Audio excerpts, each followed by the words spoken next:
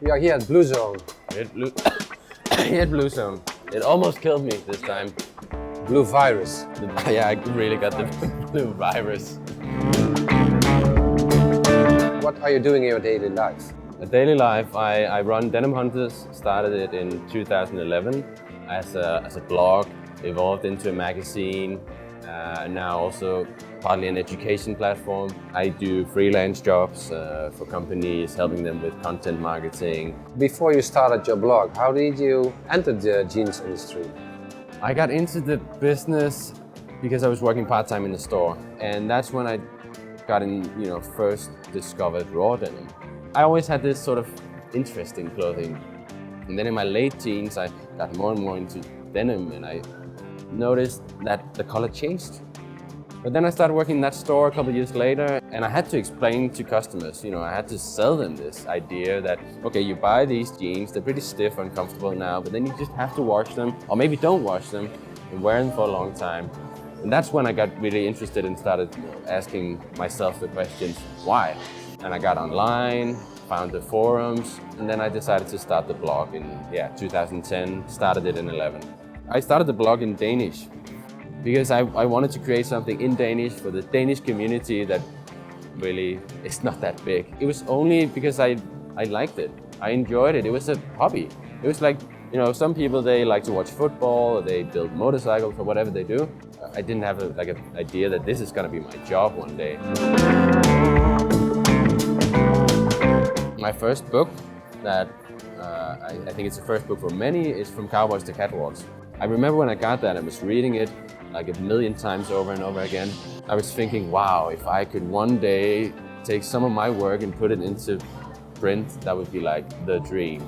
So your dream became true? So after blogging for 5 years, my work was actually published in Blue Blooded. I mean, I had no idea how to write a book.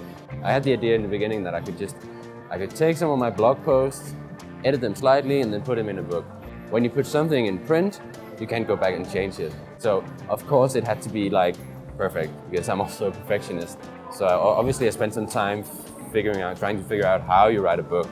You need to write this book proposal, and you send that out to publishers, and you pray that they will accept it.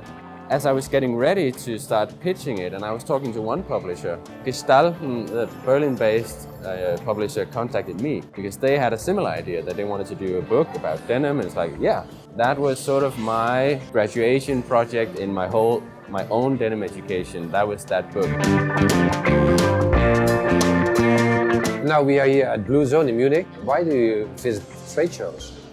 I mean, trade shows are important to meet people, first of all, because denim is a community and you need to know people.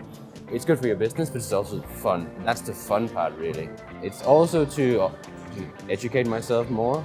One of the things that I really like about the denim industry, the denim scene, is that it's much more relaxed than the rest of fashion. So when I got into, I was working in that store, I got invited to my first trade show in Copenhagen.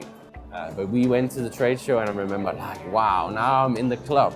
And I didn't know anything about what trade shows were. That was a trade show where it was retailers coming as the visitors and brands being the exhibitors, showing the new collections.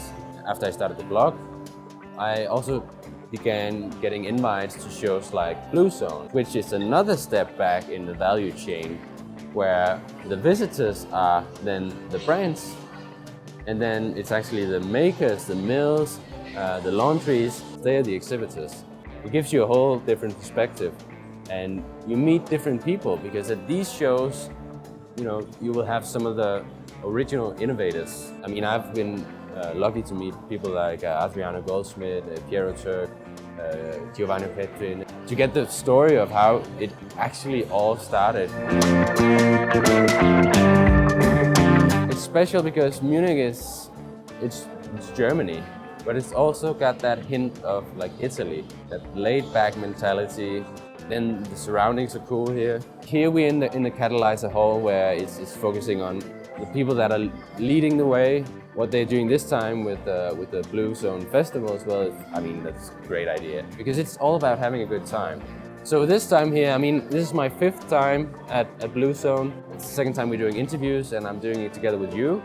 and we had the chance to talk to a dozen really cool people.